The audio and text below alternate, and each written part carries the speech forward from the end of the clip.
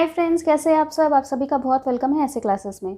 दोस्तों, आज का हमारा टॉपिक है the inter state migrant workman regulation of employment and condition of service act 1979, जिसे हम शॉर्ट में कहते हैं ISMW एक्ट, ISMW यानी कि the inter state migrant workman. दोस्तों, इस एक्ट में हम जानेंगे वर्कमैन के बारे में। वर्कमैन जो एक स्टेट से दूसरे स्टेट जाते हैं काम के तलाश में। ठीक है दोस्तों, इस एक्ट को हिंदी में कहते हैं अंतर्राज्यीय प्रवासी कर्मकार नियोजन का विनिमय और सेवा शर्त अधिनियम 1979। तो ये एक्ट किस मिनिस्ट्री के अंदर है? Ministry of labour and employment. और ये एक्ट इन्फोर्स्ड हुआ था 2 अक्टूबर 1980 से। क्यों आया था ये act? To overcome temporary shortage of skilled worker. Skilled worker का शॉर्टेज हो गया था स्टेट में, उसे ओवरकम, उसे फुलफिल करने के लिए एक्ट आया था। इस एक्ट में टोटल 7 चैप्टर्स हैं जो कि डिवाइड है 36 सेक्शंस में। बहुत ही छोटा सा एक्ट है लेकिन बहुत ही समझने वाला एक्ट है। तो माइग्रेंट वर्कमैन अगर आप बोली से नहीं समझ पाएँ तो आई होप कोरोना के टाइम पे हम सब ने देखा था कि वर्कर्स लोगों को कितनी ज़्यादा प्रॉब्लम्स का सामना करना पड़ा था जब उन्हें कोई गाड़ी नहीं मिल रही थी और उन्हें एक जगह से दूसरे जगह जाना पड़ रहा था, वो भी पैदल चलकर। तो ये सीन हमारे आँख में है और मुझे नहीं लगता ये सीन हमारे आँख से कभी भी जाएगा। तो ये क्या हो रहा था? तो जो वर्कर एक जगह से दूसरे जगह काम पे गए थे वो वापस अपने घर लौट रहे थे। तो वर्कर को एक जगह से दूसरे जगह जाने की ज़रूरत ही क्यों पड़ी? उन्हें अपने जगह, अपने स्टेट में काम क्यों नहीं मिला? या फिर अगर उन्हें एक जगह से दूसरे जगह जाना पड़ा तो इसके पीछे का रीज़न क्या था? यही देखते हैं हम इस एक्ट में। तो एक्ट शुरू करने से पहले थोड़ा इसके बारे में डिस्कस कर लेते हैं कि ये एक्ट क्यों आया, इस एक्ट के पीछे की क्या हिस्ट्री है। तो जैसा कि हम जानते हैं, किसी को भी पसंद नहीं होगा, लोगों को यही नहीं पसंद होता है कि वो सुबह उठकर अपने घर से बाहर जॉब पर जाएं।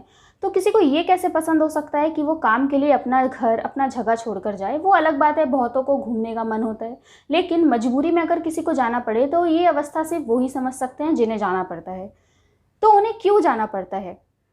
मेनली इसका रीज़न है फूड, क्लोथिंग, हाउस, और इसके साथ और भी रीज़न है, लेकिन सबसे इम्पॉर्टेंट चीज़ होता है अपने फैमिली की देखभाल करना। उसके लिए एक जगह से दूसरे जगह जाना पड़ता है क्योंकि अपने स्टेट में काम नहीं मिल पाता। सबसे बड़ी बात यह है कि अगर किसी फैमिली में बहुत सारे लोग हैं तो वहाँ पर माइग्रेशन करना नॉर्मल है, लेकिन अगर किसी फैमिली में बहुत कम लोग हैं, न्यूक्लियर फैमिली है, छोटी फैमिली है, और वहाँ पे अगर वर्कर माइग्रेट करते हैं तो ये रीज़न होता है लोनलीनेस का, अकेलेपन का। दोस्तों, लोगों को एक जगह से दूसरे जगह जाना पड़ता है, इसके रीज़न है अपने नीड्स को पूरा करना। नॉर्मल सी बात है, अपने स्टेट में काम नहीं मिल रहा तो दूसरे स्टेट काम के तलाश में जाना पड़ता है। ये हम सब देखते हैं कि जब हम अपने घर के आसपास देखते हैं, जो ऊंची ऊंची बिल्डिंगें बन रही है, वहाँ पे लोग काम कर रहे हैं, चाहे कितनी ही गर्मी हो, हीट वेव हो, कितना ही ठंड हो, जो भी हो, उन्हें काम करना ही पड़ता है।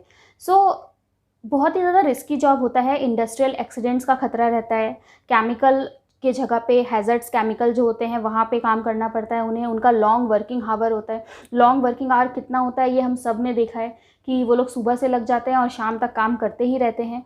बहुत ही ज़्यादा अनहाइजेनिक कंडीशन होता है उनके लिए।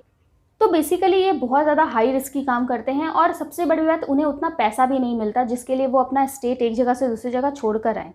तो भी उन्हें माइग्रेट करना पड़ता है, एक जगह से दूसरे जगह जाना पड़ता है। सो बेसिकली एक स्टेट में जब वर्कर्स की शॉर्टेज होती है तो उन्हें दूसरे स्टेट से बुलाया जाता है। सो इसी के लिए ये एक्ट आया कि अगर एक स्टेट से दूसरे अगर वर्कर जा रहे हैं तो ये ज़रूर ध्यान में रहे कि जिस स्टेट से वो आ रहे हैं उस स्टेट में वर्कर की शॉर्टेज ना हो। मतलब एक स्टेट में वर्कर फुलफ़िल हो, उसके बाद वो दूसरे स्टेट के लिए जाएं। दोस्तों, वर्कर भी क्यों एक जगह से दूसरी जगह चल जाते हैं? क्योंकि उन्हें अपने स्टेट में बहुत कम पैसा मिलता है और दूसरे स्टेट में उन्हें ज़्यादा मिलता है। तो वो इसी के लिए चल जाते हैं कि अगर हम यहाँ काम करेंगे इससे अच्छा हम कोई दूसरी जगह पे काम करते हैं। तो इन्हीं सब के लिए आया इंटर स्टेट माइग्रेंट वर्कमैन। दोस्तों, सिर्फ एक स्टेट से दूसरे स्टेट ही नहीं जाते हैं वर्कर, सिर्फ इंडिया में ही नहीं होता है माइग्रेशन बाहर देश में भी होता है, जैसे कि अरब देशों में, सऊदी अरबिया में। तो हम लोग ये सब सुन रखे हैं और हम जानते भी, हमारे आसपास के लोग गए भी हैं, हमें ये चीज़ पता भी है। लेकिन इस एक्ट में यही बताया गया है कि कैसे भी करके वर्कर्स को रोका जाए और वो अपने जगह काम करें, और अगर उन्हें जाना पड़ रहा है किसी मजबूरीवश तो उनके साथ कुछ गलत बिहेव ना हो। और ये रिस्पॉन्सिबिलिटी बनती है प्रिंसिपल एम्प्लॉयर की, ऑक्यूपायर की, उनके कॉन्ट्रैक्टर की। तो ये सब क्या है, अब इस एक्ट में हम पूरे डिटेल्स में चलते हैं। सो दोस्तों, सेक्शन वाइज सेक्शन मैं आपको अब आगे समझाती हूँ। सबसे फर्स्ट मिनिस्ट्री हमने देखा। अब हम देखते हैं एप्लीकेबिलिटी, ये एक्ट कहाँ कहाँ एप्लीकेबल है। तो एवरी इस्टेब्लिशमेंट, हर वो इस्टेब्लिशमेंट जहाँ पर, या फिर हर कॉन्ट्रैक्टर, एवरी इस्टेब्लिशमेंट या कॉन्ट्रैक्टर, एवरी कॉन्ट्रैक्टर जिसके यहाँ 5 या उससे ज़्यादा ISMW यानी कि इंटर स्टेट माइग्रेंट वर्कर, 5 या उससे ज़्यादा वर्कर अगर काम किए हैं पिछले 12 महीने में किसी भी एक दिन, तो वो कॉन्ट्रैक्टर या वो इस्टेब्लिशमेंट इस एक्ट के अंदर कवर्ड हो गए और उन्हें इस एक्ट को फॉलो करना पड़ेगा। अब हम देखते हैं डेफिनेशंस। सबसे फर्स्ट डेफिनेशन है 2 सबसेक्शन A में एप्रोप्रिएट गवर्नमेंट। तो हर एप्रोप्रिएट गवर्नमेंट जहाँ पे industry carried by central government, अगर सेंट्रल गवर्नमेंट उस इंडस्ट्री को चला रही है तो वहाँ पर सेंट्रल जो अपने ऑफिसर रखेंगी वो एप्रोप्रिएट गवर्नमेंट सेंट्रल के होंगे। जैसे कि किस किस इंडस्ट्रीज़ में सेंट्रल गवर्नमेंट अपने ऑफिसर रखती हैं, तो railway, port, major port, mine, oil field, insurance, banking field, इन सब में सेंट्रल गवर्नमेंट अपने ऑफिसर रखती है, तो वो सेंट्रल के एप्रोप्रिएट गवर्नमेंट होंगे। और इन सब को छोड़कर जो अदर होते हैं वो स्टेट गवर्नमेंट रखती है, तो वहाँ पे स्टेट के एप्रोप्रिएट गवर्नमेंट होंगे इन सब फील्ड को छोड़कर। फिर नेक्स्ट है 2 सबसेक्शन B में कॉन्ट्रैक्टर। सो कॉन्ट्रैक्टर इस एक्ट में सबसे इम्पॉर्टेंट भूमिका अदा करते हैं। तो कॉन्ट्रैक्टर कौन है? एजेंट, एम्प्लॉई, सरदार, खातादार, हु रिक्रूट्स या सप्लाई वर्कमैन, जो भी वर्कमैन को रिक्रूट करते हैं यानी कि अपॉइंट करते हैं और सप्लाई करते हैं, दूसरे किसी को सप्लाई करते हैं वर्कमैन एक स्टेट से दूसरे स्टेट, तो वही होते हैं contractor. 2 subsection G principal employer. Principal employer कौन होते हैं? सो गवर्नमेंट के लिए, फॉर गवर्नमेंट, लोकल अथॉरिटी, इन सब के लिए जो इनके हेड ऑफ द डिपार्टमेंट होंगे वो इनके प्रिंसिपल एम्प्लॉयर होंगे। फॉर फैक्ट्री या माइन, फैक्ट्री या माइन के लिए उनके ओनर, ऑक्यूपायर, मैनेजर, ये सब जो होंगे वो इनके प्रिंसिपल एम्प्लॉयर कहलाएंगे। और इन सब को छोड़कर और जो फील्ड है वहाँ पे जो भी पर्सन सुपरवाइजन के लिए रिस्पॉन्सिबल होंगे वो वहाँ के प्रिंसिपल एम्प्लॉयर होंगे। नेक्स्ट है 2 सबसेक्शन J वर्कमैन। वर्कमैन कौन होते हैं? जो इंटर स्टेट माइग्रेंट वर्कमैन है। तो वर्कमैन में कौन आते हैं? तो skilled, semi skilled, unskilled, manual जो हाथ से काम करते हैं, सुपरवाइजरी लेवल पे, टेक्निकल, क्लरिकल, ये सब जो काम करते हैं ये सब वर्कमैन में इंक्लूड होंगे। डज नॉट इंक्लूड, क्या वर्कमैन में इंक्लूड नहीं होंगे? तो जो भी लोग मैनेजेरियल या फिर एडमिनिस्ट्रेटिव लेवल पे काम करते हैं वो वर्कमैन में इंक्लूड नहीं होंगे। और सुपरवाइजरी लेवल पे जो ड्रॉ कर रहे हैं एक्सीडिंग 500 पर मंथ या फिर पर एक्सरसाइज, यानी सुपरवाइजरी लेवल पे जो है वो वर्कमैन के अंदर कवर्ड हैं। लेकिन ऐसे सुपरवाइज़र जो ड्रॉ कर रहे हैं, पैसे निकाल रहे हैं 500 पर मेंसन यानी कि 500 हर मंथ या फिर हर एक्सरसाइज, हर काम के हिसाब से, सो जो 500 से ज़्यादा ड्रॉ कर रहे हैं वो सुपरवाइजरी लेवल पे आ जाएंगे और वो इसमें इंक्लूड नहीं होंगे। लेकिन जो 500 से कम कर रहे हैं वो फिर वर्कमैन में इंक्लूड हो जाएंगे। तो आज का आपका क्वेश्चन है, ये क्वेश्चन का आंसर आप मुझे कमेंट करके बताइए। तो सेक्शन 3 की बात करते हैं। सेक्शन 3 एंड 4 जहाँ पे बताते हैं principal employer, registering officer, application for registration. मतलब जो प्रिंसिपल एम्प्लॉयर होते हैं, अब प्रिंसिपल एम्प्लॉयर कौन होते हैं वो मैंने पार्ट 1 में अच्छे से आपको समझाया है। यानी हर फैक्ट्री के जो ओनर होते हैं, ठीक है, सुपरवाइज़र, जो ऑक्यूपायर, फैक्ट्री के जो मेन पर्सन होते हैं प्रिंसिपल एम्प्लॉयर, वो रजिस्ट्रिंग ऑफिसर के पास जाएंगे और एप्लीकेशन करेंगे कि रजिस्ट्रेशन के लिए, किस चीज़ का रजिस्ट्रेशन के लिए? इंटर स्टेट माइग्रेंट वर्कमैन का रजिस्ट्रेशन के लिए। रजिस्ट्रेशन के लिए क्या रूल है, कब ये लॉ एप्लीकेबल होगा, ये मैंने पार्ट 1 में बताया है। अगर आपको पता है कि कितने नंबर ऑफ़ वर्कमैन होने पे ये एक्ट एप्लीकेबल होता है तो फटाफट मुझे कमेंट में बताइए। So principal employer registering officer के पास जाएगा फॉर एप्लीकेशन लेने के लिए रजिस्ट्रेशन का, ठीक है, कि मेरा जो इस्टेब्लिशमेंट है, मेरा जो काम का जगह है, उसको आप रजिस्टर्ड कर दीजिए। रजिस्टरिंग ऑफिसर को कौन अपॉइंट करेगा? तो एप्रोप्रिएट गवर्नमेंट रजिस्टरिंग ऑफिसर को अपॉइंट करेगा। मैंने रजिस्टरिंग ऑफिसर को RO करके शॉर्ट में लिखा है। सो RO विद इन 1 मंथ, अब क्या होगा कि रजिस्टरिंग ऑफिसर के पास इसका प्रिंसिपल एम्प्लॉयर का एक एप्लीकेशन आया कि आप मेरे इस्टेब्लिशमेंट को रजिस्टर्ड करिए। अब 1 मंथ के अंदर में रजिस्टरिंग ऑफिसर क्या करेगा? पूरी तरीके से इंस्पेक्शन करेगा उसके इस्टेब्लिशमेंट का कि सही में ऐसा है कि नहीं। इसको जो जो पॉइंट देखना है अपनी तरफ से सब देखेंगे। देन का एप्लीकेशन उनको इनकम्प्लीट लगता है तो वो बुलाएंगे प्रिंसिपल एम्प्लॉयर को, पूरी बात उनकी सुनेंगे, और अगर उनको तब भी लगता है तो वो कैंसिल कर देंगे। लेकिन अगर उनको ये लगता है कि नहीं सब कुछ ठीक है इंस्पेक्शन करने के बाद, तो within 15 days give certificate of registration. Principal employer को 15 दिन के अंदर में सर्टिफिकेट ऑफ रजिस्ट्रेशन मिल जाएगा। Principal employer cannot employ migrant worker. Principal employer तब तक माइग्रेंट वर्कर को एम्प्लॉय नहीं रख सकता जब तक उसे रजिस्ट्रेशन नहीं मिल जाए। सेक्शन 6 इसके बारे में बात करता है। मतलब अगर प्रिंसिपल एम्प्लॉयर चाहे कि चलो सर्टिफिकेट तो अभी प्रोसेस में है या नहीं करेंगे, ऐसा कुछ नहीं, ये बिल्कुल इलीगल होगा। जब तक सर्टिफिकेट नहीं आ जाए तब तक वो माइग्रेंट वर्कर से काम नहीं करवा सकता। ये था सेक्शन 3 और 4 में। चलिए अब आगे देखते हैं। नेक्स्ट है अब सेक्शन 8 और 9, ठीक है। 8, 9, 10 हम इसमें सब कवर करेंगे। इसमें ये लाइसेंस ऑफिसर के बारे में बात करता है और लाइसेंस मिलेगा उसके बारे में बात करता है। Licence includes terms and condition like, एक लाइसेंस मिलेगा। उस लाइसेंस किसको मिलेगा? एस्टैब्लिशमेंट को मिलेगा। वो लाइसेंस में क्या क्या टर्म्स एंड कंडीशन होंगे? वर्कमैन रिक्रूटमेंट, कौन कौन से वर्कर्स जो हैं वहाँ काम कर रहे हैं। रेमुनरेशन पेबल, कितने रेमुनरेशन, कितने फीस में, वेजेस में वो वर्कर काम कर रहे हैं। आवर्स ऑफ वर्क, कितने घंटे वो मजदूर काम कर रहे हैं। Fee for licence depend upon quantity, और लाइसेंस का जो फ़ी होगा वो हर किसी के लिए अलग अलग होगा। कितने वर्कर को आप काम पे रख रहे हो या उन्हें कितना वेजेस दे रहे हो, उस हिसाब से लाइसेंस का फ़ी डिसाइड किया जाएगा। इसलिए मैंने यहाँ पे फ़ीस नहीं बताया है, ठीक है। अब लाइसेंस ऑफिसर को कौन अपॉइंट करेगा? तो जो इस्टेब्लिशमेंट सेंट्रल के अंदर है वहाँ पे लाइसेंस ऑफिसर सेंट्रल अपॉइंट करेगा, और जो लाइसेंस ऑफिसर जो इस्टेब्लिशमेंट स्टेट गवर्नमेंट के अंदर में है। अब ये इस्टेब्लिशमेंट सेंट्रल या स्टेट गवर्नमेंट के अंदर में है, मैं ऐसा क्यों बोल रही हूँ? अगर आपको ये नया चीज़ लग रहा है तो आप पार्ट 1 देखिए, आपको इस्टेब्लिशमेंट से समझ में आएगा। सेंट्रल या स्टेट गवर्नमेंट किसका इस्टेब्लिशमेंट है, उस हिसाब से लाइसेंस ऑफिसर अपॉइंट होगा। अपॉइंट कौन करेगा? Appropriate government, okay, appropriate government appoint करेगा। लाइसेंस कंटेन, लाइसेंस में और क्या क्या चीज़ें होंगी? Location of the establishment, establishment किस जगह पे है। Nature of process of work, वो जो वर्क हो रहा है वो किस टाइप का वर्क है, ये सब कुछ लाइसेंस में लिखा होगा। लाइसेंस में be renewed time to time with fees, और लाइसेंस ऐसा नहीं है एक बार मिल गया तो वो ज़िंदगी भर के लिए सेट है, ऐसा नहीं है। लाइसेंस को टाइम टू टाइम रिन्यू कराना पड़ेगा विथ जो सर्टेन फ़ी होगा उसको देके।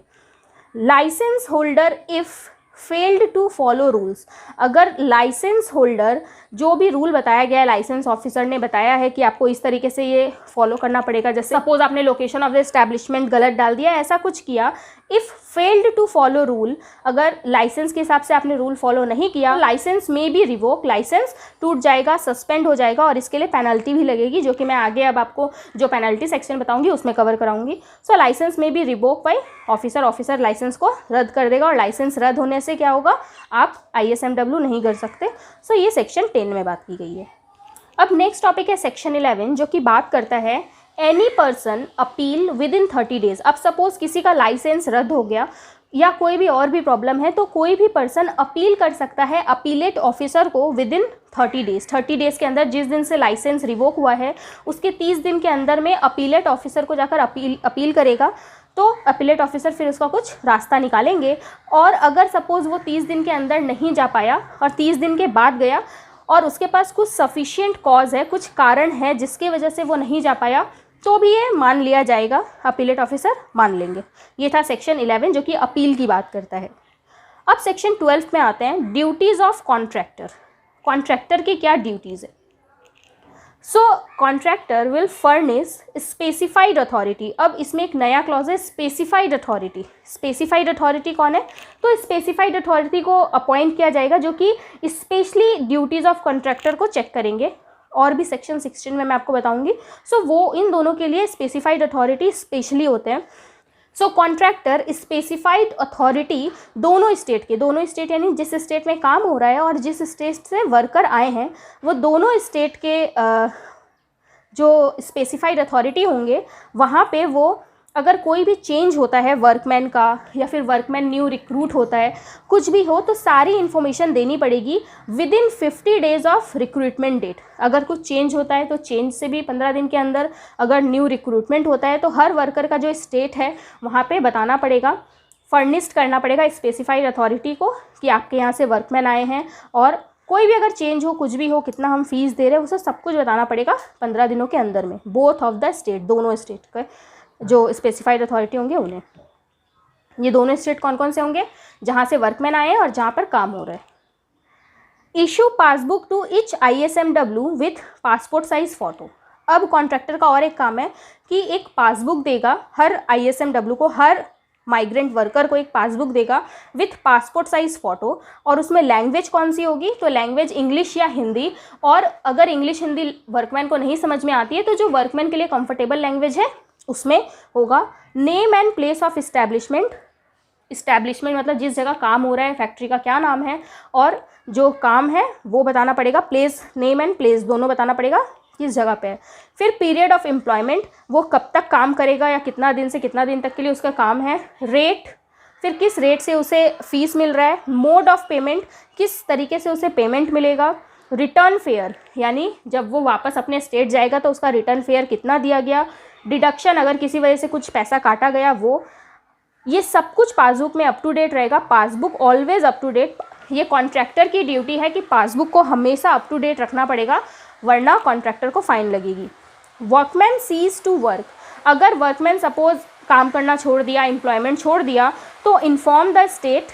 तो ये कॉन्ट्रैक्टर की ड्यूटी है कि वो उसके स्टेट को बताएगा और अप टू डेट पासबुक भी देगा स्टेट को कि इसने काम छोड़ दिया, तो मैंने इसका जो भी पेमेंट था वो सब कुछ कंप्लीट किया है, मैंने रिटर्न फेयर भी दिया है। तो ये सब कुछ करना पड़ेगा कॉन्ट्रैक्टर को, ये कॉन्ट्रैक्टर की ड्यूटी है। दोस्तों आज का क्वेश्चन है, ये क्वेश्चन का आंसर आप मुझे ज़रूर कमेंट करना। तो मैंने क्वेश्चन आपसे स्टार्टिंग में ही पूछा था कि कितने वर्कर काम करेंगे तब ये एक्ट एप्लीकेबल होगा। ओके, तो इसका आंसर आप मुझे ज़रूर कमेंट करना, और कोई डाउट हो तो आप मुझसे व्हाट्सएप पे ज़रूर आके पूछ सकते हैं। आपको सारी इन्फॉर्मेशन डिस्क्रिप्शन बॉक्स में मिल जाएगी। अगर आपको इस चैप्टर से रिलेटेड नोट्स चाहिए या और भी कई एक्ट से रिलेटेड नोट्स चाहिए तो आप उसके लिए भी मुझे व्हाट्सएप पे बोल सकते हैं, आप मुझे कमेंट कर सकते हैं। सो सेक्शन 13 जो कि बात करता है वेज रेट के बारे में। अब वेज रेट क्या है?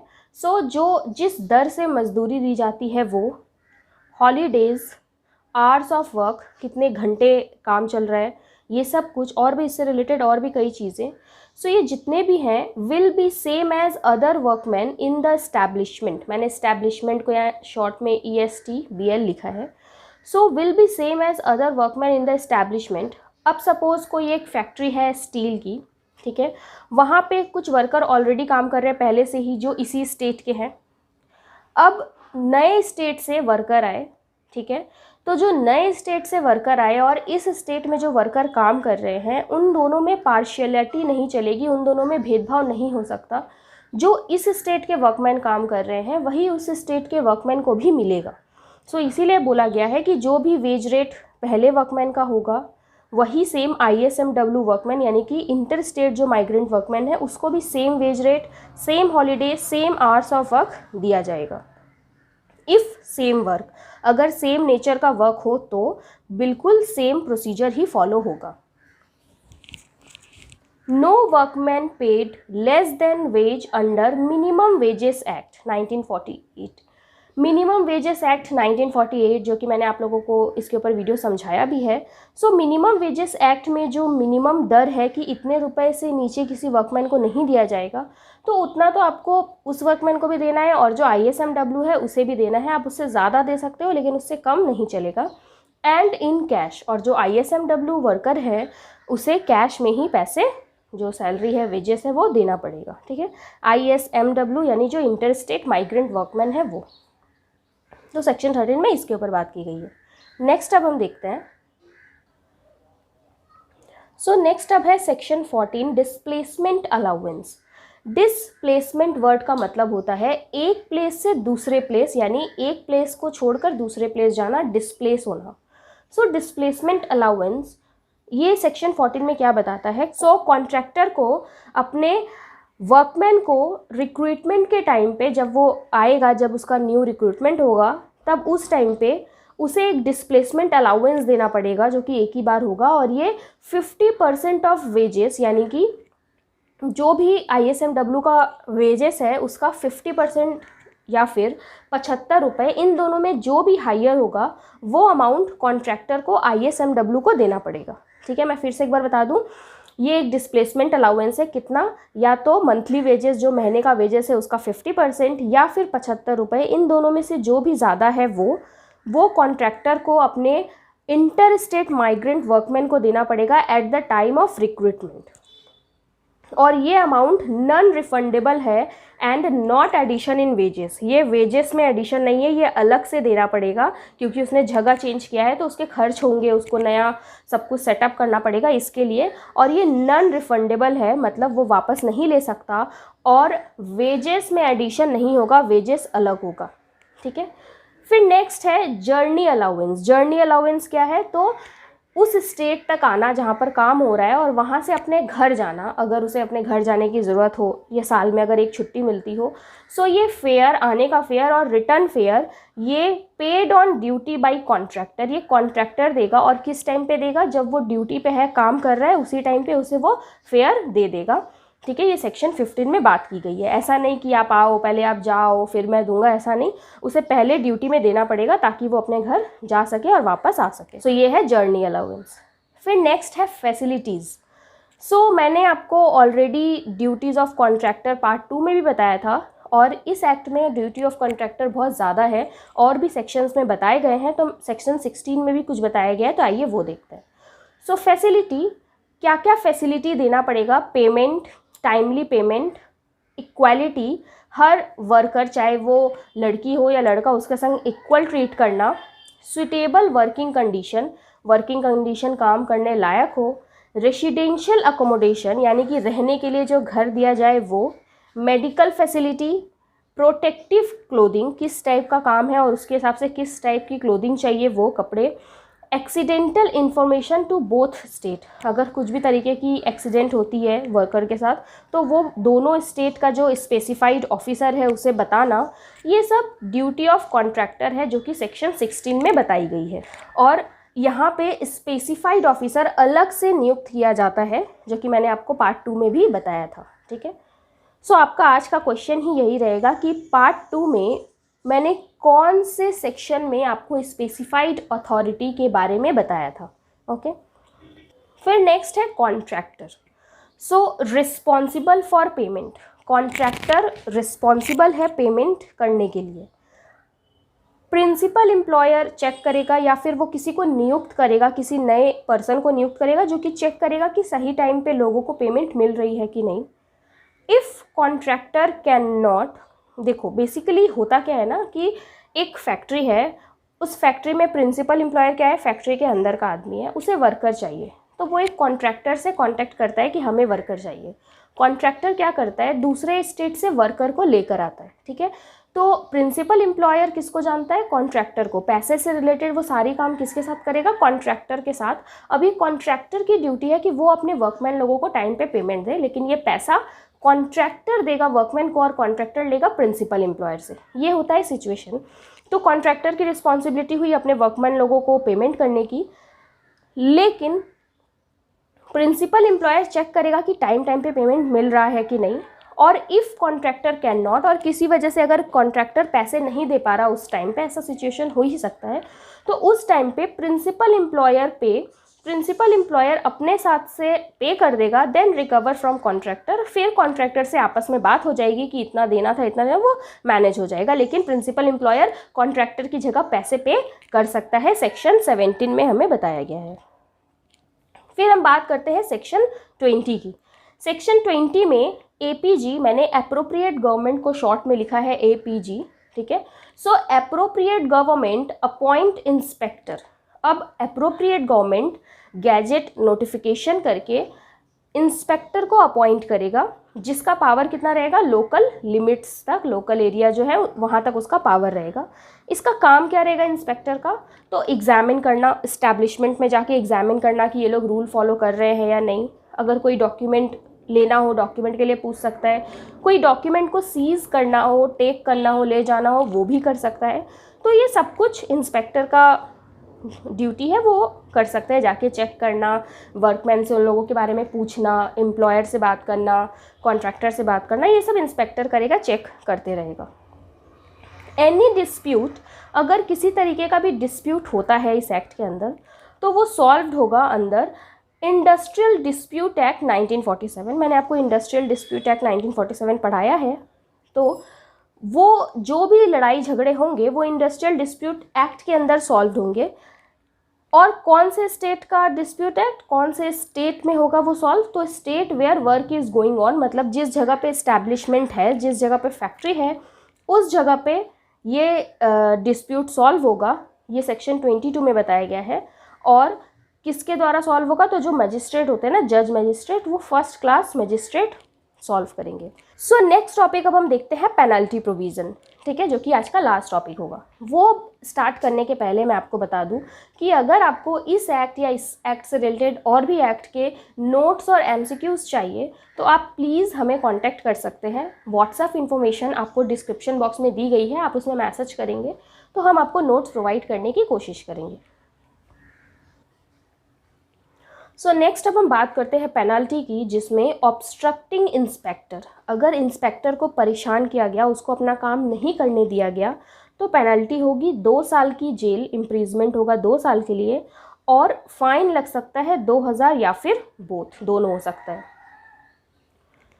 विलफुल्ली रिफ्यूजेज ऑर्डर, अगर इंस्पेक्टर ने डॉक्यूमेंट मांगे और अगर कोई डॉक्यूमेंट नहीं देना चाह रहा, विलफुली यानी जानबूझकर डॉक्यूमेंट नहीं देना चाह रहा, तो उस टाइम पे भी सेम पेनल्टी होगा, जो पेनल्टी यहाँ पे है सेम पेनल्टी लगेगा। ओके, और भी पेनल्टी क्या है, अगर अदर यानी कि वर्कमैन को परेशान किया गया या फिर जो नॉर्मल इस टाइप का अगर कुछ गलती होता है, तो 1000 रुपीज़ फाइन या फिर 1 साल की जेल या फिर बोथ, दोनों हो सकता है। और अगर ये कंटिन्यू रहा तो 100 रुपये per day till confusion solve, जब तक प्रॉब्लम सॉल्व नहीं हो जाती तब तक 100 रुपये करके पर डे देना पड़ेगा। तो ये था पेनल्टी प्रोविज़न। मैंने आपको हर चीज़ शॉर्ट में बताने की कोशिश की, एक एक छोटी छोटी चीज़ें इसलिए क्लियर किया है क्योंकि MCQ में आपसे ये सब कुछ पूछते हैं। अब नेक्स्ट पार्ट में मैं MCQ भी लेके आऊँगी ISMW का, तो आप चैनल को ज़रूर सब्सक्राइब कर ले ताकि कोई भी वीडियो आपसे मिस ना हो। ओके, और वीडियो अगर अच्छी लगी तो मुझे कमेंट में ज़रूर बताएं।